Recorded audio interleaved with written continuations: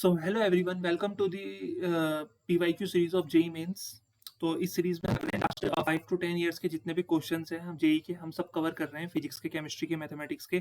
तो जो इस सीरीज में स्टार्टिंग से बच्चे जुड़े हुए हैं उनको अच्छे से पता होगा कि इस सीरीज में हम क्या कर रहे हैं। टॉपिक वाइज, चैप्टर वाइज हर एक क्वेश्चन को टैकल कर रहे हैं, हर एक क्वेश्चन को यहाँ पे लाइव सॉल्व कर रहे हैं क्लास में, और अपनी प्रिपरेशन देख रहे हैं। और अगर एक बार सिलेबस पढ़ने के बाद, ठीक है, मतलब सिलेबस एक बार नहीं, सिलेबस मल्टीपल टाइम्स पढ़ने के बाद, अपने नोट्स मल्टीपल टाइम रिवाइज करने के बाद, अगर आप इस सीरीज से एक बार गो थ्रू कर लेते हो और देखो सारे क्वेश्चन जैसे हम सॉल्व कर रहे हैं, तो कुछ क्वेश्चन इजी भी हैं, कुछ मॉडरेट हैं, कुछ डिफिकल्ट भी हैं। तो इजी वालों को तो ध्यान रखने की ज़्यादा जरूरत है नहीं क्योंकि वो बन जाते हैं। मॉडरेट वालों को थोड़ा ध्यान देने की जरूरत है, और जो टफ क्वेश्चन इस सीरीज में मिलेंगे उनके एक प्रॉपर नोट्स बना लो, ताकि एग्जाम टाइम पे उन टफ क्वेश्चन को, जिनकी अप्रोच थोड़ी डिफिकल्ट है, उनको रिवाइज किया जा सकता है। और इस तरह से अपनी प्रिपरेशन को एक बिल्कुल एक एज दी जा सकती है, ठीक है, बाकी बच्चों के कंपैरिजन में। तो शुरू करते हैं आज की क्लास को, और यहाँ पे हम बात करते हैं कि 28 जुलाई 2022 मॉर्निंग शिफ्ट का एक क्वेश्चन है। क्वेश्चन क्या बोल रहा है कि if the projection of 2i plus 4j minus 2k, ठीक है, 2i plus 4j minus 2k on 1 plus 2j plus alpha के इज जीरो। ठीक है, प्रोजेक्शन दिखा रखा है, मतलब ए वेक्टर का प्रोजेक्शन दिखा रखा है बी वेक्टर पे, ठीक है, ये जीरो है। तो A vector dot B vector भी जीरो होना चाहिए, ठीक है, क्योंकि A vector dot B cap zero है, तो A vector dot B vector zero. अब अगर इनका प्रोजेक्शन जीरो है तो अल्फा कितना होगा, तो 2i plus 4j minus 2k, ठीक है, और बी कितना है, प्रोजेक्शन का मतलब होता है ये परपेंडिकुलर है, समझ रहे हो। ए तो क्या बोलते हैं, ये कितना है, आई प्लस 2j प्लस एल्फा के। अब ये इनका डॉट प्रोडक्ट हमारा जीरो आ गया, ठीक है। अब डॉट प्रोडक्ट जीरो है क्योंकि इफ ये A vector dot B vector zero है, because A should be perpendicular to B. तो 2 वन जा 2 और 4 टू जा 8, और माइनस 2 इंटू एल्फा कितना हो जाएगा, माइनस का 2 एल्फा, ये जीरो है। तो 10 माइनस 2 एल्फा बराबर जीरो, तो 2 एल्फा बराबर 10, तो 2 एल्फा बराबर 10 है, तो एल्फा कितना आ गया, अल्फा हमारा 5 आ गया। तो यहां से हमारा आंसर आ जाएगा 5। अल्फा कितना है, 5 है, ठीक है। ऐसे ही नेक्स्ट क्वेश्चन पे चलते हैं। देखो नेक्स्ट क्वेश्चन क्या कह रहा है, 26 जुलाई 2022 इवनिंग शिफ्ट का एक क्वेश्चन है। बोल रखा है कि ए वेक्टर हमें दे रखा है कि if a vector is equals to 2i plus 3j minus k, ठीक है, एम मतलब मीटर होगा है, ठीक है। एंड बी वेक्टर दे रखा है i plus 2j plus 2k, और इसका भी मीटर दे रखा है। The magnitude of component of vector A along vector B will be, ठीक है। तो देखो अलोंग, देखो ये जब लैंग्वेज पूछते हैं ना, vector A along vector B, along vector B का मतलब है हमसे ए वेक्टर डॉट बी का यूनिट वेक्टर, ये हमसे पूछ रहे हैं, ठीक है। मतलब vector A along with vector B, तो जिसके अलोंग हो रहा है उसका कैप लेते हैं, उसका यूनिट वेक्टर लेते हैं, ठीक है, ये ध्यान रखना है। तो यहाँ पर ए वेक्टर तो हमें दे रखा है, ए वेक्टर कितना दे रखा है, 2i प्लस 3j और माइनस के, और बी वेक्टर हमें कितना दे रखा है, i plus 2j plus 2k, ठीक है। तो अगर मैं a डॉट बी करता हूँ, सबसे पहले तो देखो a डॉट बी निकालते हैं, a डॉट बी कितना है, क्योंकि देखो अगर हमें क्या निकालना है, अगर हमें a vector dot B cap अगर इसे सॉल्व करना है, तो इसको हम ऐसे लिख सकते हैं, a वेक्टर और b कैप को हम क्या लिखेंगे, b vector upon mode of b vector. तो पहले तो हमें a vector dot b vector निकालना है और फिर b का मोड निकालना है। तो एक काम करते हैं, पहले क्या करें, b का मोड ही निकाल लो, चलो। तो b का मोड निकाल लेते हैं, तो रूट और 1 का स्क्वायर हो जाएगा, प्लस 2 का स्क्वायर हो जाएगा 4, प्लस 2 का स्क्वायर हो जाएगा अगेन 4, तो 9 हो जाएगा, 9 का रूट होता है 3, तो मोड ऑफ b आ गया 3। अब क्या करते हैं, a vector dot b vector निकालते हैं। तो a वेक्टर कितना है, 2i प्लस 3j माइनस के, और b वेक्टर कितना है, i plus 2j plus 2k। इसको सॉल्व करते हैं, तो 2 वन ज़ा 2, तो 2i, 3 टू ज़ा 6, तो 6j, और माइनस 1 माइनस 2 माइनस 2k। तो ये आ गया ए वेक्टर डॉट बी वेक्टर। तो अब हम क्या करेंगे, ए वेक्टर डॉट बी कैप ये निकालते हैं, तो कितना हो जाएगा ये, तो ये हो जाएगा 2i plus 6j minus 2k, और अपॉन में कितना है, मोड ऑफ बी 3, ठीक है। अब क्योंकि हमसे मैग्नीट्यूड पूछ रखा है तो आई जे के लिखने की जरूरत नहीं है, ठीक है, मैग्नीट्यूड देखो अगर मैग्नीट्यूड पूछते हैं ना, वो अगर वो वेक्टर पूछते तो हम 2i 6j माइनस 2k की फॉर्म में लिखते, बट उन्होंने अगर हमसे मैग्नीट्यूड पूछा है तो हम डायरेक्ट करेंगे 2 1 जा 2, 3 2 जा 6 और -1 इंटू +2 -2, तो ये हो जाएगा हमारा 6। तो मैग्नीट्यूड कितना आ गया हमारा 6 आ गया। तो यहाँ पर भी हम इस तरह से करके इसको मैग्नीट्यूड को 6 लिखेंगे और अपॉन में 3, तो मैग्नीट्यूड के टर्म्स में हमारा आंसर आएगा 2। क्योंकि देखो जो ये फिलअप वाले क्वेश्चन होते हैं जिसमें ऑप्शंस गिवन नहीं होते, इसमें हमें टिक नहीं करना होता है, इसमें हमें टाइप करना होता है, तो आंसर हमारा क्या आएगा, नंबर्स की फॉर्म में आएगा 0 1 2 3 4 5 6 7 8 9 इस तरह से, ठीक है, डिजिट्स की फॉर्म में, पॉइंट में भी नहीं आएगा। तो ये हो गया देखो हमारा नेक्स्ट क्वेश्चन, ठीक है। अब चलते हैं अपने नेक्स्ट क्वेश्चन पे। तो आई होप कि ये जितना यहाँ तक हमने कवर किया है ये समझ में आ रहा होगा। तो अब नेक्स्ट क्वेश्चन है 25 फरवरी 2021 इवनिंग शिफ्ट का। क्वेश्चन क्या कह रहा है कि if P vector cross Q vector is equals to Q vector cross P vector, ठीक है, दोनों आपस में क्या है, बराबर है। P vector cross Q vector बराबर है किसके, Q vector cross P vector के। तो angle between P and Q जो है वो कितना है, थीटा है, okay. Angle between P and Q जो है वो थीटा है, तो थीटा की वैल्यू बतानी है हमें कितनी होगी, और ऑब्वियस सी बात है कि थीटा यहाँ पे किसके बीच में होगा, 0 से 360 के बीच में ही होगा, ओके। सो देखो उन्होंने क्या बोला है हमें कि P vector cross Q vector जो है वो बराबर है Q vector cross P vector के। तो ये तभी पॉसिबल है, ठीक है, ये तभी पॉसिबल है, इट इज ओनली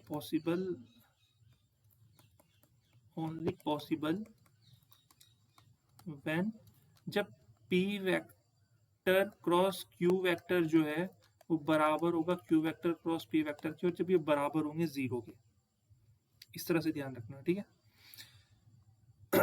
अब देखो P vector cross Q vector का अगर हम फॉर्मूला लिखते हैं तो वो क्या होता है, mode of P mod of Q into sine theta, ये होता है। अब P vector cross Q vector हमारा 0 है, अभी हमने बोला है कि P vector cross Q vector हमारा कितना है, 0 है। अभी अभी हमने क्या बोला है कि P vector cross Q vector हमारा 0 है। अब P vector cross Q vector अगर हमारा 0 है तो ये एक ही कंडीशन में पॉसिबल है। किस कंडीशन में, देखो थीटा तो 0 हो नहीं सकता है क्योंकि यहाँ पे थीटा 0 से बड़ा है। या तो पी 0 होगा, only if P vector is equals to 0, या तो पी वेक्टर 0 होगा, ठीक है, या फिर क्यू वेक्टर 0 होगा, या फिर क्यू वेक्टर 0 होगा। चलो एक बार हम थीटा को भी 0 मान के लिख देते हैं, ठीक है, या फिर थीटा हमारा कितना होगा, 0 होगा, मतलब साइन थीटा है, साइन थीटा हमारा 0 होगा, और साइन थीटा 0 होने का मतलब है थीटा या तो 0 होगा या फिर 180 डिग्री होगा। थीटा या तो 0 होगा या 180 डिग्री होगा, बट अगेन मैंने कहा है कि ये साइन थीटा 0 हो नहीं सकता है, मतलब थीटा 0 हो नहीं सकता है क्योंकि थीटा 0 से बड़ा है। ये कंडीशन गिवन है क्वेश्चन में कि theta is greater than 0, greater than equal to का भी साइन होता तो हम 0 को भी कंसिडर करते। बट देखो तीन ही कंडीशन हो सकती है ना, कि अगर P vector cross Q vector बराबर है Q vector cross P vector के, ये तभी पॉसिबल है जब ये दोनों इक्वल हैं, ये तभी पॉसिबल होगा जब ये दोनों ही 0 के बराबर होंगे। अब कोई भी एक कंडीशन उठा लो, P vector cross Q vector is equals to 0, मतलब mod of P mod of Q और साइन थीटा 0, तो या तो मोड ऑफ पी 0 होगा, या फिर मोड ऑफ क्यू 0 होगा, या फिर साइन थीटा 0 होगा। और साइन थीटा 0 तभी होगा जब थीटा या तो 0 होगा या फिर 180 डिग्री होगा, क्योंकि साइन 0 भी 0 होता है और साइन 180 भी 0 होता है। लेकिन उन्होंने कंडीशन में क्या कहा है कि थीटा 0 से बड़ा है। अगर थीटा 0 से बड़ा है तो थीटा 180 ही होगा, क्योंकि ये 0 और 360 के बीच में लाई कर रहा है। तो हमारा आंसर कितना हो गया, theta is equals to 180 degree, ये हमारा आंसर हो गया। तो आई होप इतना समझ में आ रहा होगा, ठीक है। कैसे करते हैं क्वेश्चंस। अब हम चलते हैं अपने नेक्स्ट क्वेश्चन पे। देखो नेक्स्ट क्वेश्चन क्या कह रहा है, 7 जनवरी 2020 का क्वेश्चन है इवनिंग शिफ्ट का। बोल रखा है the sum of two forces P and Q is R. दो फोर्स हमें दे रखे हैं, एक फोर्स हमारा पी है, एक फोर्स हमारा क्यू है, इनका जो सम है वो आर है। इसके अलावा क्या बोला है, सच डेट मोड ऑफ आर, जो इनका सम है आर रिजल्टेंट है, उसका जो मैग्नीट्यूड है वो पी के मैग्नीट्यूड के बराबर है। तो the angle theta in degrees that the resultant of 2p and q will make with q, okay,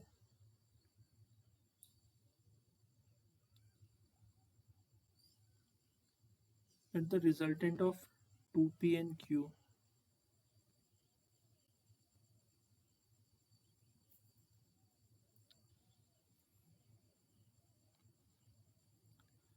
देखो कुछ इस तरह से कहानी दे रखी है कि p vector plus q vector का जो सम है वो हमारा r वेक्टर है, ठीक है, ये हमें कहानी दे रखी है।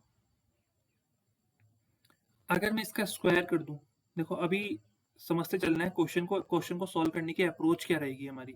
इसको स्क्वायर करना है, इसका अगर हम स्क्वायर करते तो a प्लस बी के होल स्क्वायर का फॉर्मूला ओपन करेंगे, तो ये हो जाएगा मोड ऑफ p वेक्टर का square plus mod of q vector का square plus twice of mod of p vector mod of q vector, और कितना आएगा कोस थीटा, ठीक है, और ये बराबर आ जाएगा मोड ऑफ r वेक्टर के स्क्वायर के। और ये हमें बोल रखा है कि मोड ऑफ r जो है वो मोड ऑफ p के बराबर है, तो इसको हम मोड ऑफ p का स्क्वायर भी लिख सकते हैं, क्योंकि मोड ऑफ r वेक्टर जो है वो मोड ऑफ p वेक्टर के बराबर है। सो आई थिंक इतना क्लियर हो रहा होगा। देखो अगर ये बराबर है ना तो ये दोनों तो कैंसिल आउट हो जाएंगे, ऐसे करते नहीं है कैंसिल, बट ये इधर लेके जाएंगे तो ये माइनस हो जाएगा, तो कैंसिल आउट हो जाएगा। तो अब मेरे पास क्या बचा है, देखो मोड ऑफ q को मैं सिंपल q भी लिख सकता हूँ, ठीक है, आपने पढ़ा होगा कि जैसे मोड ऑफ q है तो इसे दिखाने की जो ऐसे ऐसे भी लिख सकते हैं सिंपल q, लेकिन जब सिर्फ वेक्टर फॉर्म में है तब सिंपल q नहीं लिख सकते, तब एरो दिखाना जरूरी है वेक्टर। तो यहाँ पर मैं इसको क्या लिख सकता हूँ, इसको मैं लिख सकता हूँ 2pq, ठीक है, 2pq cos theta plus q square is equals to क्या लिख सकता हूँ 0। अब q कॉमन लो, q कॉमन लेंगे तो 2p cos theta plus q is equals to 0 हो जाएगा, ठीक है। तो यहाँ तक आई थिंक इतना तो मैं क्लियर हो गया होगा, ठीक है। अब उन्होंने क्या हमें बोल रखा है कि एक वेक्टर है हमारे पास the angle theta that the resultant of 2p and q, तो दो वेक्टर्स बनाओ, एक 2p और एक q, तो एक हमारा वेक्टर हो गया 2p, ठीक है, एक वेक्टर हो गया हमारा इस तरह से, तो इसको 2p बना दो, ये 2p वेक्टर हो गया और ये q वेक्टर हो गया। इन दोनों का जो रिजल्टेंट है